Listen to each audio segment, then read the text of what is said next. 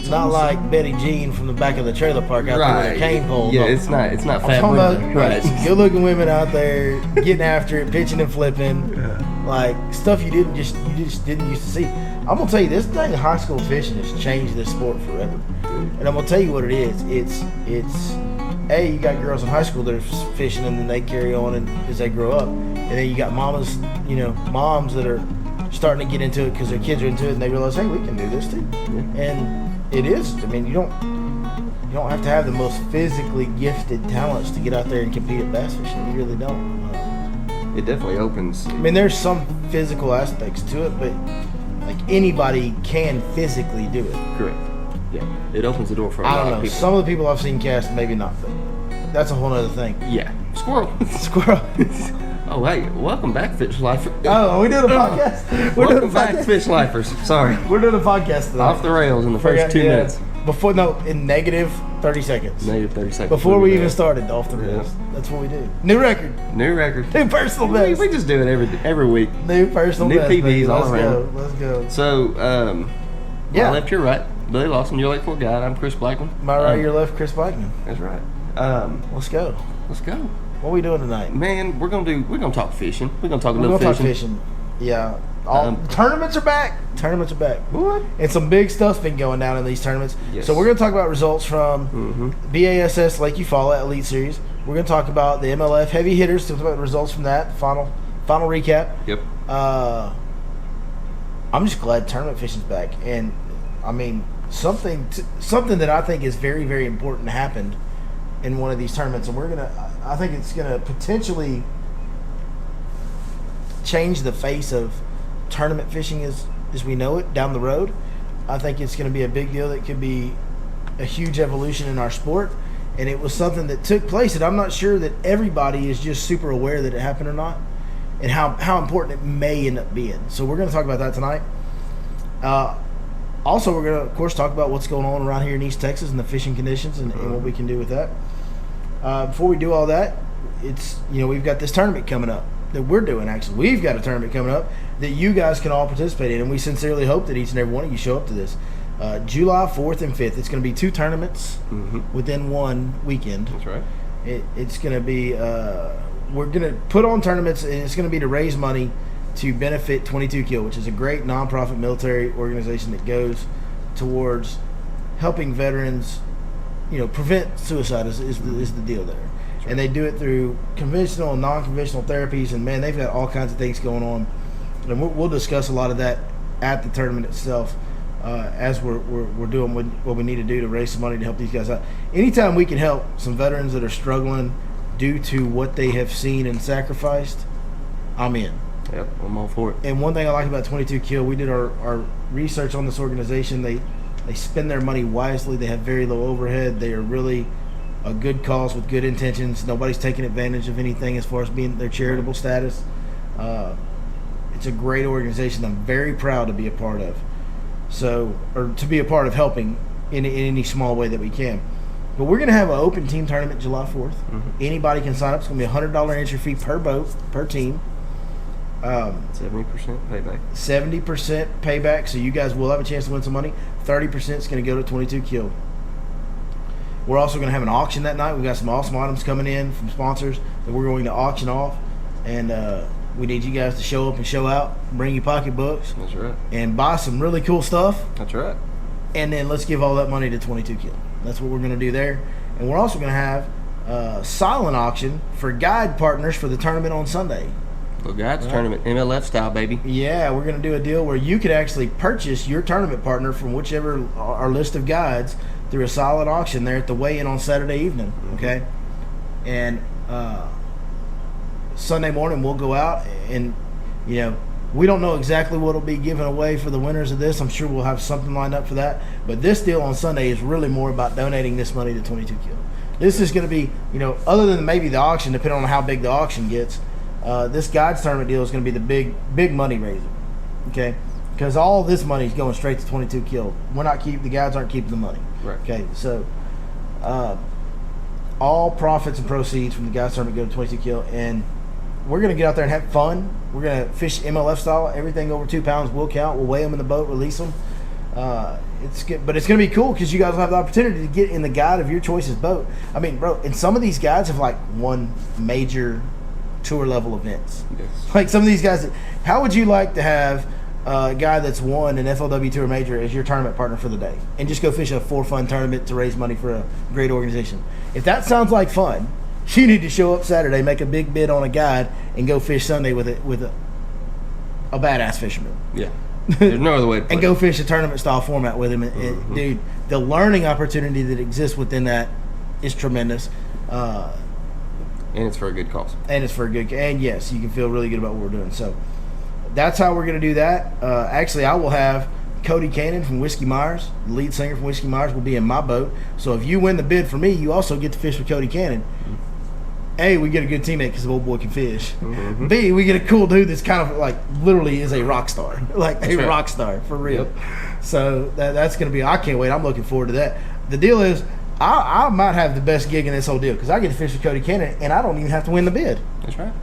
So it's like a win-win-win for me. Mm-hmm. You know what I mean? It's pretty awesome. So, anyway, it's going to be a lot of fun, man. We're going to have big to-doings. We're going to be hanging out. Registration will start Friday night. We'll actually have a seminar that Friday at 6 o'clock like we always do.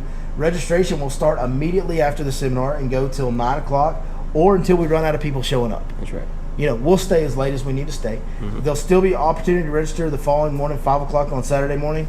And then, of course, you can get your guide lined up that Saturday and weigh in. So, lots of opportunities for you guys to get involved, even if you just show up and hang out with us. And, you know, if you make some bids on some auction items, great. Hey, if you just show up and give us some moral support and hang out with us and get to meet us, man, we want as many of you guys that watch the stuff we do to come out. So, we would really appreciate that. And you know, to speak a little bit about the cause, guys, I can't, you know, those that know me know that I was in the Marine Corps. And those that know me well enough also know that while I did get combat deployed, I did not have nearly the difficulty that some have. I didn't have the difficulty readjusting my life that some have. And I didn't have the deployment that some have. You know what I mean? So, like, I'm no hero. Like, this deal isn't for me. You know, this deal is for others. But the deal is I do know guys, right? And I can speak even from my point of view of having an easier, I guess easier would be the right word, deployment, is just living that lifestyle. When you go over there, even when you're not getting shot at, there's a constant heightened state of awareness. There's also a tribal lifestyle that you get used to with the guys. Even when you're in the military, even when you're stateside, you do everything together with your guys, with your group, with your tribe, your family. Your brothers. It becomes a family deal, and it's just tribal lifestyle. You do everything together. You work together towards everything that you do. I mean, we hang out on the weekends together. We're at each other's house or barracks rooms in the evenings. Like, we live life together. And then we go through all these super stressful environments and super stressful experiences. And then when you get out, it is the most disconnected, lost feeling that you could imagine. Because all that support system that you had, all those guys, those people that you had in your life that you did everything with, they're just gone.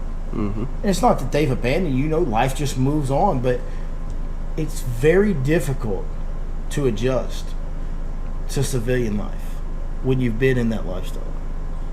And there's just a lot of guys that just can't do it. And they feel like they no longer have any purpose. They feel like there's no longer any point to life. They don't know what they're doing. They can't find motivation to do anything. And they're just struggling and grinding every single day just to get through the day, because in their mind, nothing they're doing is worth anything. Okay. That is where this organization comes into play.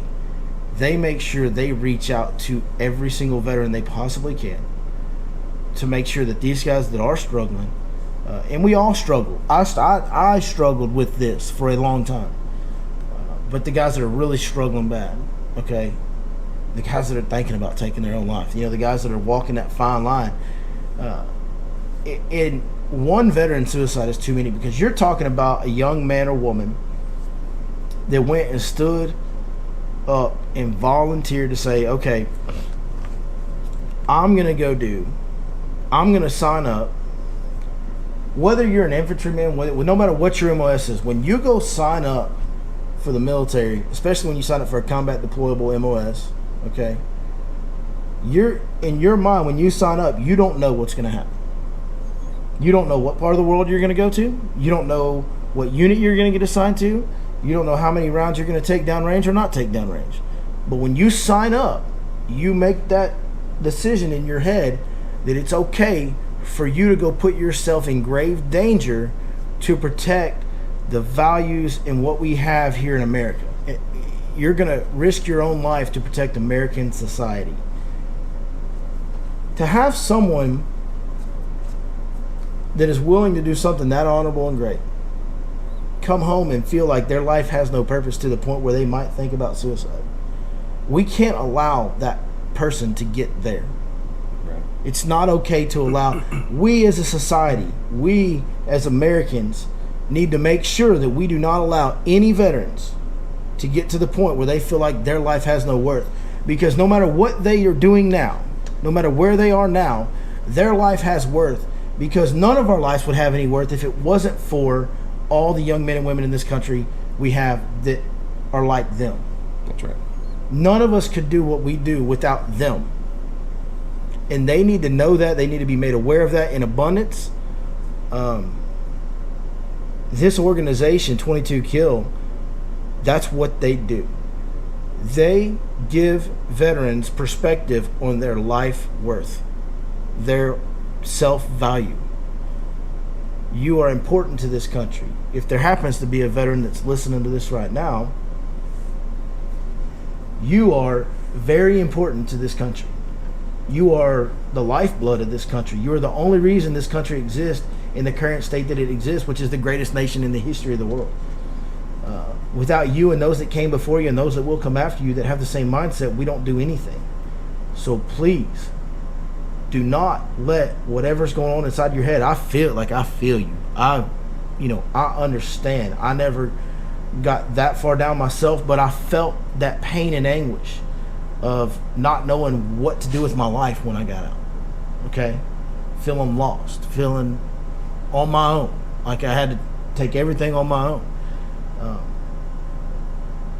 Please don't let it get there in your mind where you think about, I'm not worth anything and I don't need to be here anymore. We need you here as a country, and we as a country need to honor you. It's important to us that we honor you. I'm kind of rambling through this. This is non-scripted. I didn't plan any of this out. I wasn't even planning on talking about this on this podcast. But there's nothing more important other than God that I can talk about than us taking care of our veterans that are struggling mentally like that. And so that's what this event's really about. Mm-hmm. This tournament, yes, I want to get together with our subscribers, and I want to have a good time, and I want to have, I want us to celebrate the world of bass fishing in Lake Fork, the Goat Lake that it is. Like, I want us to do all of that. I want all that to happen. But at the same time, what this event is really about is helping those that have volunteered to risk their lives to help us. That's what this event's really about. And there's a lot of those people out there that need help. So, luckily for us, we just happen to have this pretty awesome platform, being Lake Fork, right, to be able to do this, to host this, and hopefully raise a bunch of money to help these people, because all this money that we raise is going to go directly to that cause and go direct. These dollars that you spend at this tournament might save somebody's life who's already saved your life and you don't even know it. That's right. Like, you owe it to these people. To be honest with you, if you don't come and contribute to this tournament, you need to understand that you just turned away somebody that potentially saved your life without you even being aware of it. Who's to say that's not the veteran that took down the terrorist cell that was planning the next attack on our country? Right. Like, think about that. Think about that. These are the guys that prevented the next 9/11 from happening. And now they don't know what to do with their stuff, and we need to help them. Are we going to turn them down? Are we going to turn them down? I don't want to turn them down. No. I'm not going to turn them down.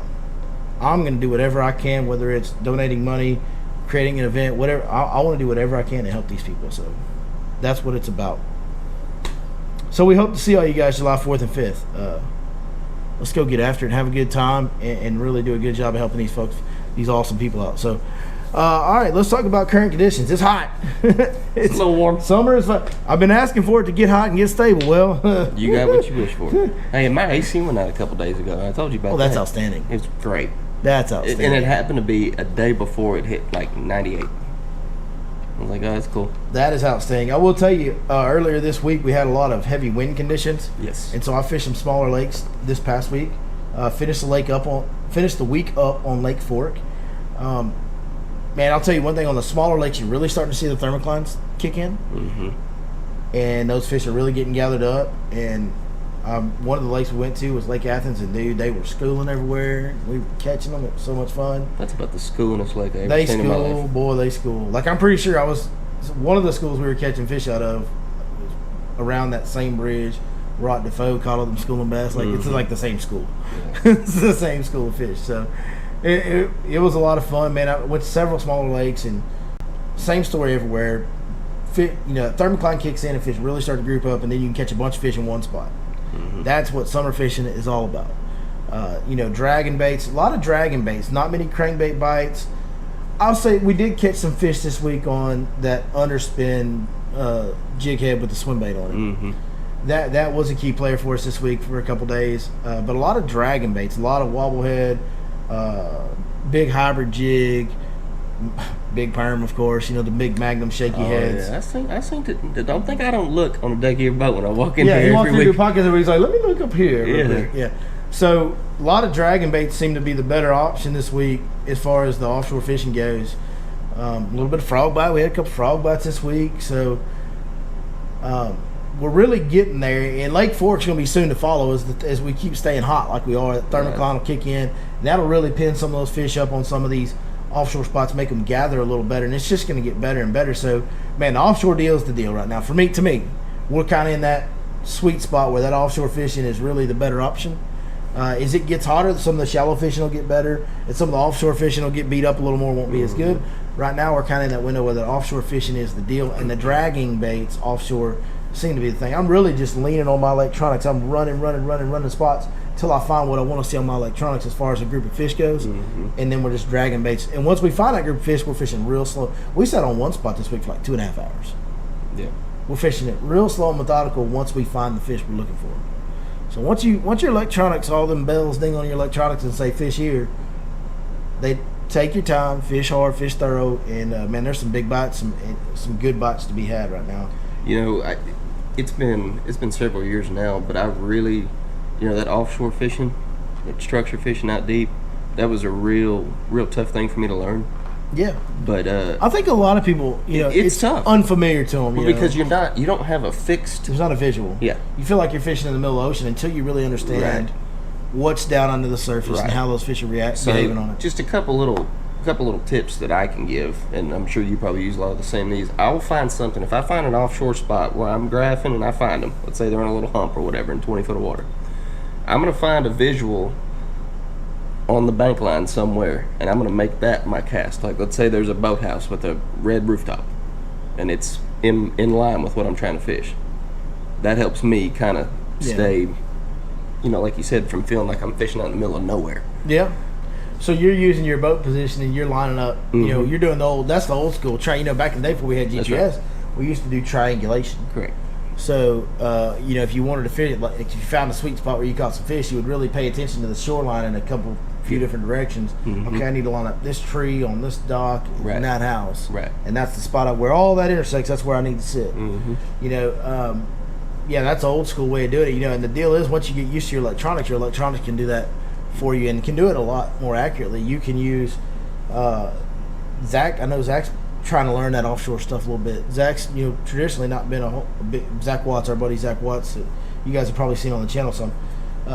Traditionally, he has not done a whole lot of offshore fishing, and he's branching off into that in a big way now. He's really committed to learning it, and he's using casting rings on his Humminbird, where he can I mark these fish here, and then he can get his boat positioned 50 feet from that fish and make that cast with that 50-foot casting ring. I do something similar. I use the scale. I actually scale down to 50 foot on my front graph. Okay, and so then I get close to the fish, and I get my position on my waypoint, and I try to get about 50 feet away as well, using that little scale down in the bottom corner of my graph.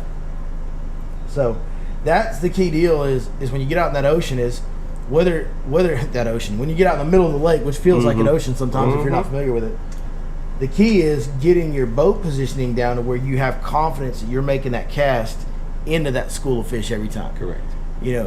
Knowing your electronics, know how to interpret them, that's the most important part. But right behind it, and almost as important, is boat positioning. Oh, 100%. Very important in offshore fishing. And I use marker buoys too still. Yeah. Believe me, I'm old school like that. Because I don't have spot lock. But even if I did, I think I'd still use a marker buoy. If you don't have spot lock, you have to. So when I didn't have spot lock, so for those out there that don't have spot lock, my deal that I used to do when I didn't have spot lock was I would graph the fish, make my waypoints. I would get my front of my boat positioned 50 feet from my school of fish, and I would then take my marker buoy and throw it out beside my boat, about 10 feet away from my boat. Correct. Okay, now I know right where my boat needs to be. And if I hook up on one and my boat drifts off the spot, I can just zip right back up to that marker buoy and make that same cast. I never drop my marker buoy on the fish. I find the fish, get in position, drop it. Just throw it out beside your boat. Now you know right where your boat needs to be. You ain't got to worry about, anything when you're trying to refine that school. You don't have to look at your graph. You don't have to look at nothing. You can zip right up to it, park, hold yourself right beside that marker buoy and get out. Find your visual on the bank. And then as soon as you can save up money for spot lock, please do it because it's a life. It changes your life. I know. It changes your life. I'd like to have it. Yeah. It's a big purchase, though. I get it. It is. And I'm trying to restore my boat. I know. Yeah, you got an older boat. I know. Yeah, and once I get her done, she'll look good. But that'll probably be the last thing. Yeah, absolutely. But nonetheless, that's just a little tip. I mean, that helped me a lot in learning the offshore stuff. So. Yeah, you gotta do something to line your cast up and line your school up, like your boat positioning, and just finding something that works for you, where you can put that bait in that school of fishing and be confident that you're hitting that spot within a spot. That's a big deal for offshore fishing. All right, man. Let's talk about some tournaments, dude. Which one do you want to do first? Man, let's go BASS. Let's go Elite Series first. Okay, let's go BASS first. Before we start talking about this, I kind of alluded to this in the beginning of the podcast. There was something that took place during this tournament that I think is a really huge thing that's not getting the play the pub it deserves. This tournament was broadcast live on ESPN2. Yes, it was. Guys, that is such a big deal. That's their biggest win since the branch off. So yes, we've been on this channel, what we've talked about was how MLF can't do anything wrong. Well, not that they can't do anything wrong, because they've definitely made mistakes, but they changed the game as far as treating the anglers more like professional anglers and making it monetarily more sustainable for them. Mm-hmm. They got all the best names, and they still do have that. The biggest rock, the best group of fishing talent that's ever been assembled is on the MLF Passport Tour. Like we've talked about all the good things and how they had like the bigger network covers. They've been on CBS, like their show aired on CBS. That was a big deal. But never in the history of the bass fishing has it been broadcast live on a national network that's available across the country. Yeah. That's a huge freaking deal, man. Yeah. Like, that's such a big deal. Like, okay, think about all the biggest sports in the world. Right. Every big sport. NFL, you see the game live on national television. PGA Tour, live on national television. Baseball, tennis, doesn't matter. Bowling, you see live. Yeah. On ESPN. Cornhole. I was just fixing to say the national or the cornhole championship. I watched it the other night. But every big sporting event that becomes a deal where you have fans of the sport and becomes a bigger, they all are broadcast live on a television network that you can have access to anywhere in the country. Mm-hmm. Well, now you can add bass fishing to that list. Yep. This is, for BASS to do this, this is a huge advantage for BASS over MLF. This is a big deal. I mean, a big deal. Listen, and this was the first one. I don't know what the viewership rates were. I don't know what the ratings were, any of that. Yeah, no, I'm sure we could dive into it. But I know that as long as BASS can maintain that live coverage on ESPN2, it's a matter of time before they're going to draw a lot more eyeballs to the sport. And that, can you imagine? Man, I'm going to wake up on a Saturday or a Sunday morning, and I'm going to watch the final day of the Bassmaster Elite Series live on my TV. Even though with today's technology, a lot of people will stream it live and throw it to their TV, through their computer, or whatever. I can promise you this. Through working with the app and SD cards and stuff that we've done, fishermen are, your general average weekend fisherman is not the most technologically savvy. Perfect word, savvy. Mm-hmm. Not the most technical savvy person in the world when it comes to that kind of stuff. So to have the easy button of power, ESPN2, and they can view it live, it's a win. It's a big win. But that is as big of a thing as anything that's happened in fishing in a long time. Mm-hmm. This is a big deal to grow the sport. And they had a great tournament on UFO. They caught them up pretty good. They did. So the winning weight was 84 pounds. 84 pounds and 8 ounces by Mr. Buddy Gross. 21-pound average in June. Post-spawn fish, you know, those fish you catch them pre-spawn, that's a 25 to 27, 28-pound average. Dude, they whacked them. They caught some big fish now. 21 pounds a day of post-spawn fish is big fish. Yes. Well, and it was a throwdown. Yeah. It was an absolute shootout. So what was second place was right behind them. 83 pounds and 9 ounces by Mr. Scott Canterbury. So there you go. I mean, we're talking about a 1 pound difference. And it was close all the way down. There were several guys that could have caught a last-minute call and won the tournament. Yeah, from Drew Cook in 5th to Buddy Gross in 1st, it was only a six pound and change swing. So who all we have in that top 5? So Buddy Gross first, 84 pounds 8 ounces. Scott Canterbury in 2nd with 83 pounds 9 ounces. Drew Benton in 3rd, 82 pounds 4 ounces. And I'm gonna tell you something, y'all better watch out for Drew Benton. Drew Benton's for real. He's for real. Brandon Cobb in 4th, 79 pounds 8 ounces. That's another dude that's for real. And Drew Cook in 5th with 78 pounds and 5 That's ounces. a really good top 5. The funny thing is Buddy Gross wins, and it's like, who? You're right. Yeah. No offense, Buddy Gross. You're probably way better fisherman than I'll ever be. Yeah. But I'm a pretty big fan of the sport. I don't know who Buddy Gross is. I just don't know who he is. I know the other. To be fair, I know all the rest of them. You're right. I know all those other 4. I feel like I've heard his name before, but not for any other reason than maybe just reading it. Just read the names, not the weights. Read the names of the top 10. All right. I'll go 1 to 10. Buddy Gross, Scott Canterbury, Drew Benton, Brandon Cobb, Drew Cook, Caleb Kufal, Matt Airy, Clark Windlet, Jamie Hartman, Chris Zaldane. There's only 2 names in there that I don't know. That Chris Kufal, I'm not familiar with him either, but and look, I just said what Bassmaster did is huge for the sport. Mm-hmm. That's 2 names that, man, I'm a big fan of. I don't know who that is. Well, that doesn't happen on the MLF tour, on the Bassmaster tour. It doesn't happen. Now, saying that, Bassmaster's whole deal from the beginning, and all the fans of Bassmaster, their deal was, it doesn't matter if all these guys leave. Bassmaster will make new stars. And I was like, not really, because the way you make new stars is they beat the established stars. Right. Like when you beat KVD and Gerald Swindle and Ike Nelly, when you beat all those guys, that's how you become a star. But I'll tell you this, live coverage on a national network, yeah, you probably will make some new stars. Yes. MLF has got to answer this, or they're gonna fall behind. This is a big deal. So that is a way that Bassmaster will build new stars. You know what I mean? Mm-hmm. Having live coverage on a national network like that's a big deal. So I want a little side note, because I made the comment about Drew Benton being for real. Yeah. You know how many total tournaments he's fished? No, I don't. 64. You know how many times he's finished in the money? 42. That's pretty good. Yeah. That's pretty good. He's really good. That dude is so good. He's one of my favorite guys on the Elite Series. He's really and I'm gonna tell you, I've so last year when the Elite Series was at Lake Fork in early May, there were still fish spawning, and Drew Benton, I actually shared some water with that guy that week.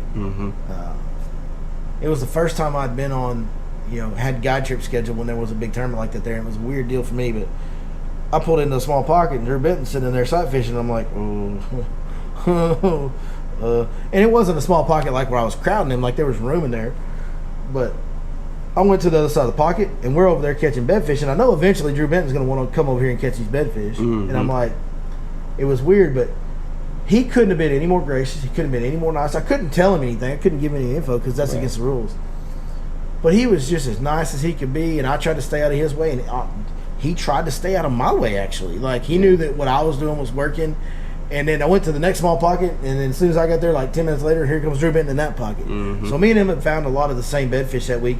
But we worked together in smaller areas, and I stayed out of his way as much as possible, and he stayed out of my way as much as possible, and it was very respectful, and he really, really impressed me. He was just as nice of a guy. And by the way, we can all be good people. Like, majority of people are good people. Right. But in a high-stress, high-pressure situation, when you've got 8 chances a year to win $100,000. Oh, and by the way, he finished in the top 10 that week. Like, he had a chance to win at that time when me and him were sharing that water. When you have those once a year, once every couple of year opportunities, that's very high-stress, high-pressure. And to still have the professionalism and the courtesy to be as polite and professional as he was in those moments, it was really, really impressive. So I'm a big fan of Drew Benton, man. Yeah. Not only can the kid fish, he's not a kid, but not only can the guy fish at an unbelievable level, he's just a really good person. Like, he's one of the good guys. You can feel good about rooting for Drew Benton. Yep. I found this deal. So sorry, I chased a squirrel there for a Squirrel? minute. Oh. But I found We this like deal on squirrels around here. Bassmaster where you can click on the angler profile. It pulls up their profile. And it pulls up Yeah. all their tournaments. Yeah, very cool. Very cool. So, and it keeps track of their weight, their total weight in their tournaments. Oh, really? Yeah. How many Yeah. pounds of bass they've weighed in all their tournaments combined? Like Drew Benton's was yeah. like 2,100 and some odd pounds. That'd be a cool deal at the end of your career to be like, I caught 1 million pounds of bass. Or whatever it is. I don't know. 100,000 pounds Can of you bass. imagine what Kevin Van Dam's would be? I have no idea. Can you imagine what some of the numbers will be on the MLF guys after 20 years? Oh, with them counting every fish? You talking about making a calculator split? Because they catch like 50 to 80 pounds on their, like, you know what I mean, on some Right. days. That's crazy. But yeah, so a really good tournament on Eufaula. Like, Really good tournament. They caught them up. they caught them up good. And so what did we have? I believe the next one's Cayuga. Yeah, it is Cayuga Lake. Cayuga's their next one in July. Yes. So we'll have a little break in between. Now, let's talk about heavy hitters, because heavy hitters was going on. We talked about heavy hitters. It started last week when we talked. And your old neighbor won it. oh, yeah, Jordan Lee. Yeah, so Austin Fowler. Looks eerily Like, identical. they look a lot alike. Yeah. Like a lot alike. They look a lot. They even talk alike. I know. They sound the same. When I leave here tonight, I'm gonna shoot Fowler a text and be like, "Hey, bro, congrats on your winning." You know, ironically, Austin Fowler did win a tournament last week. He won Holbrook. the Lake Holbrook Workerman's tournament with his dad. They caught a big bag. They had it's a 3-hour. I think it's only like a 3-hour evening tournament. They had like 22 pounds in 3 hours. Man, they caught them. Oh yeah. No, yeah, I didn't even think about that. Austin does look just like Jordan Lee. So, Austin, congratulations on winning the heavy hitter. Yeah. You won like hundreds of thousands of dollars. Dude, did you see the payouts on that? Yeah, so Austin won $100,000. That's why Austin. Jordan Lee is who we're talking about, folks. Jordan Lee. Yep, Jordan Lee. See, what's crazy about that, the way these tournaments are structured, like from first to second place payout is such a big gap. 100,000 to 40,000. Yeah. Like, you talk about, like, You get the W. yeah. Can you imagine that stress weighing in on top of you get to hear every fish that's being caught by everybody else around you? But Jordan kind of ran away with that deal in the last Yeah, day. he got out to a big lead pretty early, and he went ahead and just.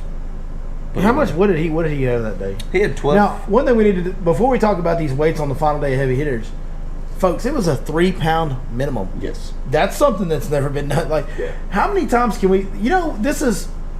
It's like every week they give us I'm having something. a hard time getting this out, but how many times in history of bass fishing as a sport can we say we had 2 major tour events and they both showed us something we've never seen in the history of the sport? Yeah. And I have a feeling This is what I said from the beginning. it's going to keep happening. This split and this competitive rivalry between bass and MLF is the best thing that's ever happened for the sport of bass fishing. Did it create some turmoil? Yes, it did. Did it create some unnecessary drama? Yes, it did. But in the end, the sport is going to be better for having this competition between these two, because now we've got live coverage on ESPN2, what we've never had. We just saw a final day on a tournament with a 3-pound minimum. You want to talk about trying to swing for the fences? There's never been a 3-pound bass be your smallest keeper. That's never happened in a bass fishing tournament. That happened this weekend or this last week as well. So 3-pound minimum. Jordan Lee caught 12 fish over 3 pounds. That's a good day, folks. Yeah. That's a real good day. And how much weight did he have? 52 pounds, 9 ounces. 12 fish for 52 pounds and 9 ounces, which is over a 4-pound average. You're going to catch 12 fish and average over 4 pounds. You talking about you catching them, Jack. Like you were catching them. And Brian Thrift finished second. So here's what I was talking about. Jordan Lee just ran away with it. Brian Thrift caught 7 fish for 33 pounds and 3 ounces. Which again is a over 4 pound average. He Correct. just didn't catch the numbers of big ones like Jordan. But Jordan Lee won that tournament outright because he caught the most big fish. Correct. He had the best day. Yeah. Hands down. So this is what I was waiting to see. Yeah. The heavy hitters deal and how they were going to structure the championship round. Yeah. That's where I was kind of, my curiosity was piqued because now you've got these guys having to target bigger fish just like they would normally do in a BASS Elite Series type situation. The only difference is we can weigh them all. Yeah, weigh count every one of them. You know, and I'm going to toot my own horn a little bit here. But when we talked about that tournament after the first day or whatever, first couple of days when we talked about it last week, Zach Burge had found that really unique deal with that current in backwaters, and I was like, man, that's going to be, he's just catching so many more fish than everybody, blah, blah, blah. But I also said, there's some guys fishing offshore you better watch out for. And Jordan Lee and Brian Thrift were two guys that I talked about last week, and I said, man, them guys get on the right little stretch, and they're going to pick up and leave it. And Jordan Lee, sure enough, he got on the right stretch and picked up and left everybody. Yeah, his big fish was a 7.4. That was big fish on championship round, and then Brian Thrift had second biggest in championship round at 6.11. So, I mean, well, and then he caught the number like on that final day when they had 3 pound minimum. Right. Those offshore guys were the guys that were catching the numbers of bigger fish. Correct. Yeah, that was a great tournament. Both of these tournaments were great. We had like 2 amazing tournaments, 2 things we've never seen in the sport of bass fishing. Like, tournament bass fishing has never been better than it was this weekend. It really hasn't. No, I know.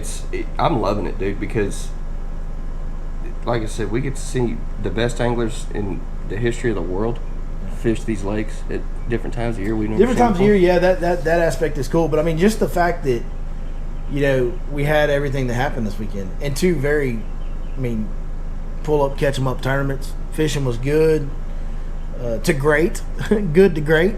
You know, it was a great weekend to be a bass fishing fan. There's no doubt about that. And think about this too. So I was thinking about this on the way over here. These guys are fishing lakes that have received more pressure in the first quarter of the year than these lakes have ever received ever, because all the quarantining and stuff like that. You know, I have not thought about that. That is very true. I will tell you that the lakes, all lakes, have gotten fish harder this year than they normally do, because of more people having more time on their hands. And like, I think you said something the other day about some fish you were catching. You were like, man, I caught a 3-pounder that I thought was a lot bigger than 3. These fish are fighting, buddy. And I said, yeah, it's because they've been hooked 652 times already this year. They've been getting their exercises in. Dude. I mean, you think about it, though. I mean, it makes sense.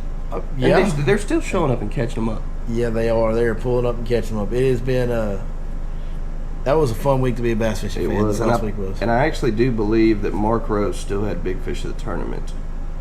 Let me double check that just real quick. He was qualifying Group A. Please hold for station identification.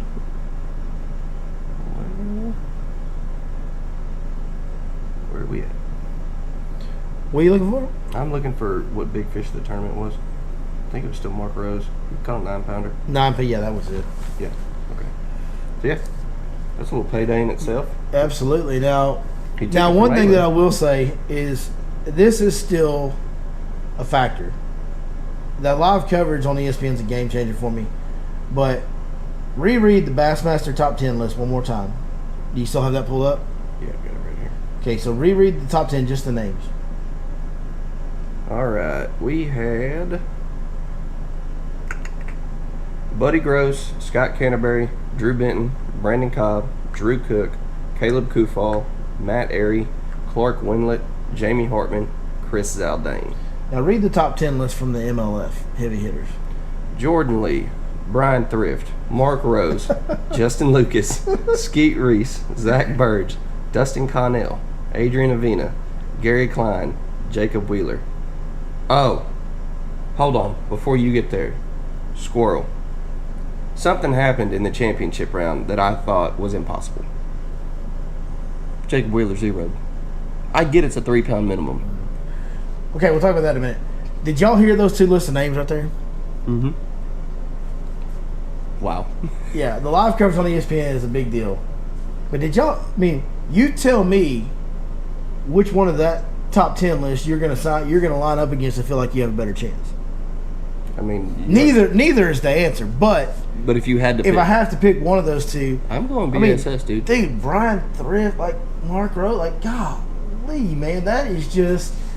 I mean, Skeet Reese, like these are all like just legends of the sport that have just done it time and time again for years and years and years. Like they are just the established best. Mm-hmm. They have the best roster. They do. They just do, man. They just do. And you know how another little nugget: Dustin Connell, Adrian Avina, and Jacob Wheeler all made the top 10. That is like.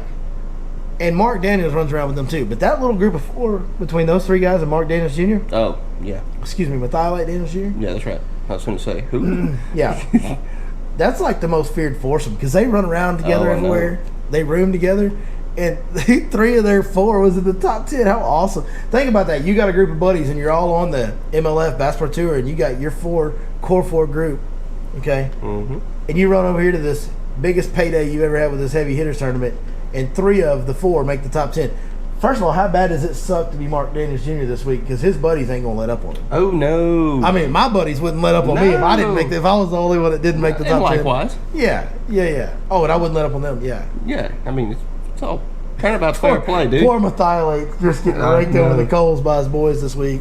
Dude, but I'll tell you too, the knockout round was pretty interesting because I got to watch most of that. It was a little bit of there was a flurry of fish caught. Like Dustin Connell made a charge, buddy. Yeah. Because he fished really. He kind of the qualifying round.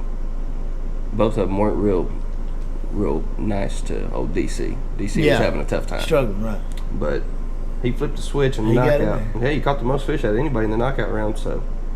Yeah, I mean that is one of the cool things about that format. As long as you get through, man. Mm-hmm. It's like what's that Dumb and Dumber? So you're saying there's a chance, right? Yeah, I mean he was definitely getting in by the skin of his teeth, and then he finally put himself in a pretty good position to. Got in there and got him a top 10 payday, man. That's yes, good. Sir. Good for DC. Dude, I'm telling you, I never. If you would have told me Jacob Wheeler didn't weigh a score with bass, yeah, I'd have bet everything I own. Yeah, that's not like him. No. Great. But you know what's funny? He probably caught 1 million fish. They're probably all 2 pounds, 14 ounces, too. I don't know. You know what I mean? It happens, though. I mean, we've talked about that before. It's a curveball thrown. 3 pound minimum. Even when it's, the 3 pound minimum, obviously, that's different. But it happens to everybody. Oh, yeah, like we all talk about that. Like, it happens to every single fisherman on earth. Oh, yeah. By no means am I talking trash about Jacob Wheeler. Nobody catches them every day. Like, when you guys go out and struggle, don't think that I don't do it, that Chris doesn't. Don't think that these guys don't do it. Right. We all have our days where we go out and we're just kind of like, I don't know why I didn't catch them. Right. Like, I don't know. Like, I mean, this is the funniest about thing is perfect. Like when I'm on a guide trip and we're having a tough day, we're not catching them very good, and guys are like, well, do you think we should do this or do you think we should do that? I'm like, I don't know. Like, if I thought we should do something to catch fish better, that's what we would be doing. Right. Yeah. Like, if I had the answer, we'd be catching them. Yeah. Some days it's just some days you just go home and you go, I suck. I suck, bro. Yeah. Today I suck. I mean, this is as good a instance for what you just said. Yeah. I mean, the best fisherman on the planet. Yeah, lately for sure. Yeah, I mean, last year or two, yeah. So, and the only one that can really stake a claim to that over the last few years is Jordan Lee, right. And he won the thing. Right. So this was kind of a shot across the bow and step back in the argument for Jordan Lee, right? Mm-hmm. Oh, and you know as well as anybody, I've been on the Jordan Lee deal. 2 Classics was a big deal. He won the first ever Bass Pro Tour tournament.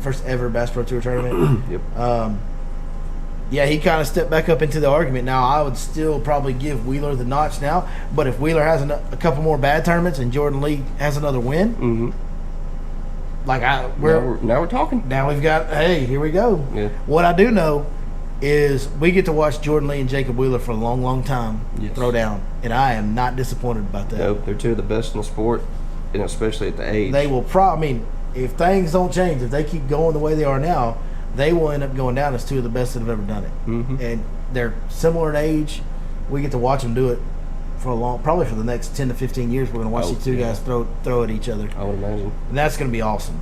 That's again, there's never been a better time to be a fan of professional bass fishing. Yeah, literally I'd say probably 3 out of my 5 favorite fishermen I got to watch in the championship round, so that was kind of cool. Yeah, Brian Thrift is so good. I'm a huge fan of Brian Thrift. He's amazing. He's just amazing. I was, you like we talked about before, I was skeptical at the beginning of this whole Bass Pro Tour deal, but like the way it's all shaping up and yeah, I'm in. Yeah, it's great. They're both great. They're both great. I look forward to getting more familiar with some of the names on the Elite Series. I look forward to, maybe Buddy Gross is really, really good. I don't know. Though. That's right. Don't know. Right. But I look forward to, seeing where that goes, especially with this new development they've had with the live coverage on TV. I really think that's going to be a big deal because I think that MLF is going to have to find a way to answer that. Well, and you know what I think is going to end up happening is And MLF is going to have a hard time. Sorry, I didn't mean to catch up. No, you're good. MLF is going to have a hard time answering that because ESPN2 is a much more likely landing place for a live bass fishing tournament than the Discovery Channel. Correct. Or even CBS. Yeah. Like CBS is. I could see a deal where maybe Bass Pro Tour, if they're on like a Saturday or Sunday morning, CBS does their live coverage. That probably is the most likely. But right now, their final days aren't on Saturdays and Sundays necessarily. Right, because we grew up. You and I grew up watching bass fishing Sunday morning. Like we knew every Sunday morning it was going to be on ESPN. Right. Like, but it wasn't live. Well, during the season. Right. Yeah, it wasn't live. No, it wasn't live. I mean, live sporting events are totally different. Correct. The deal is now that the TV programs, now with internet coverage and internet live streaming, the TV programs are taking a bit of a hit, which TV in general is taking a hit because of all the internet stuff. Mm-hmm. But as far as the sporting event goes, the fishing tournaments, their TV programs taking a hit because everybody already knows who won. Exactly. In today's era. Yeah, because you get a notification on your phone before you get a chance to turn on Back in the TV. day, 99% of bass fishing fans didn't know who won until they saw it, till Bob Cobb told them. Right. You know what I mean? Right. That's right. On ESPN, but now everybody knows. So to have that unfold live, I think on that TV program, I think that's. I mean, I've said it a million times, but it's a big deal. It is. Yeah, because I mean, like for example, baseball. I'm as big a Texas Rangers fan as anybody that you've ever met. Right. But I don't watch every single game, but I can tell you day to day if they won because of the notifications I get on my phone. And also, you're not going to watch the World Series a week after it happened, or a month after it happened. Correct.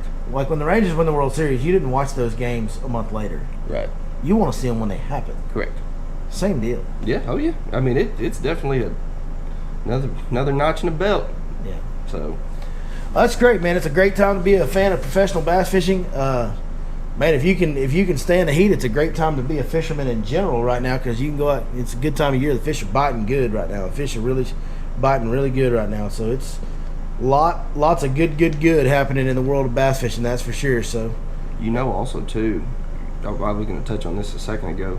A lot of these elites, whenever some of the guys in MLF go back to BASS, a lot of them elite guys are going to want to come over that. Yeah, it'll be interesting. I don't know. I think. But that's. I think the FLW tie-in now that MLF owns FLW, I think they'll probably, if they have to extend invites, they'll probably try to pull from the FLW pool. Mm-hmm.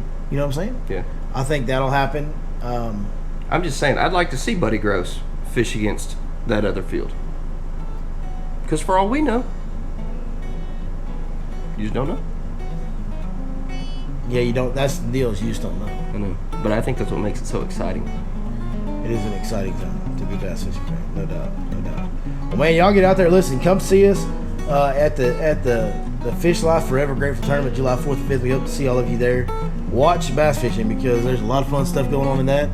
And other than that, I guess it's just time for Chris to do that thing he does. Holla at your boy, just don't scream.